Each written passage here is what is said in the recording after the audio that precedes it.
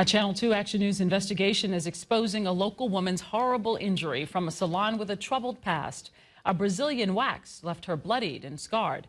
Channel 2's consumer investigator Jim Strickland reports this case is raising serious concerns about how salons all across the state are regulated. Jim? Javita, the woman in this story is determined to shed light on a licensing system she says is broken. She's scarred for life after a visit to a salon with decades of infractions. Your client's currently in good hands in your salon. Absolutely, 100,000%. Faraz Aladdin runs the family business Hair Images in DeKalb County. I asked about client safety after hearing what happened to Alicia Williams. You were bleeding. I was bleeding a lot. Rather than use a hard wax designed for sensitive tissue, Williams says the salon used traditional wax with a cloth strip.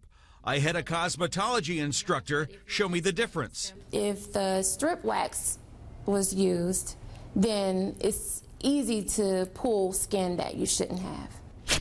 Rather than smooth skin like my arm, Williams suffered a 2-millimeter gash. I'm using a Post-it because the pictures are intimate and too graphic to televise. I remember like screaming like, oh my God.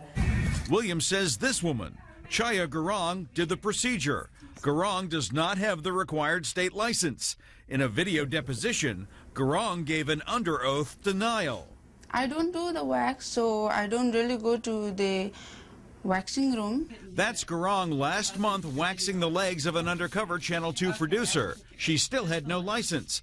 Our open records request to the State Cosmetology Board reveals a history at the salon going back 20 years. In July, a state inspector found an unlicensed worker, Chaya Garong, waxing. Are you a rogue operator flouting the law? No, not at all. I've been in business for 21 years. Williams' attorney says the salon's long tenure points to a bigger problem. They get fined, and then if it's whether it's the first offense or the 5th offense or the 10th offense, the fine is still the same. Why hasn't their license been revoked? Or at a minimum, suspended? We traveled to a small salon near Augusta to find out. Is the Cosmetology Board a toothless tiger? To some extent. Salon operator Kay Kendrick is the outspoken chairperson of the State Cosmetology Board.